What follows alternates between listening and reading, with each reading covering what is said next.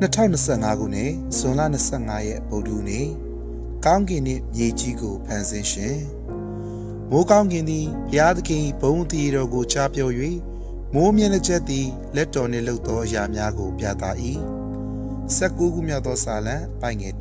1ကျမ်းမာရေးအတွက်လက်ချင်ငန်းလုပ်ဖို့ညွှန်ကြားခံရသည်ကျမ၏နေ့စဉ်လုပ်ငန်းဆောင်တာများမြောင်လာတာကြောင့်ထိုအရာကခက်ခဲပါသည်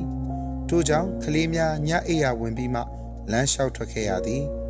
လမ်းလျှောက်စဉ်ချီးမွမ်းသခြင်းဒါမှမဟုတ်တရားဒေသနာနားထောင်သည့်အလေးအထားတစ်ခုပြုထားတော်လဲ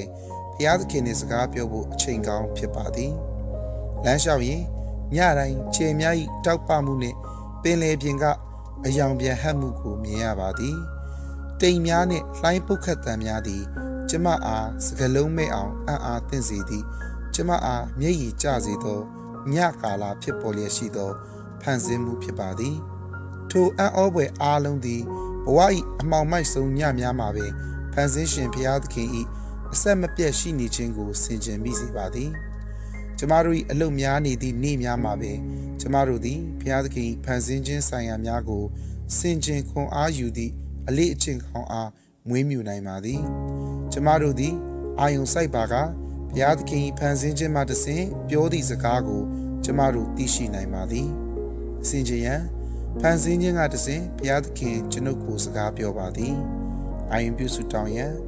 ဖန်ဆင်းခြင်းနှင့်ဘုရားသခင်ရှိခြင်းအားတတိပြုမိရန်ဆုတောင်းချက်တန်ရှင်သောဘုရားကိုရော၏လက်တော်နှင့်လှုပ်သောအရာများကိုကြည့်ရန်မျက်စိကိုဖွင့်ပေးလျက်ဖန်ဆင်းခြင်း၏အံ့ဖွယ်ရာများကိုကြားနိုင်ဖို့နားကိုဖွင့်ပေးတော်မူပါအာမင် Juliana Bass Pichardo Dominican Republic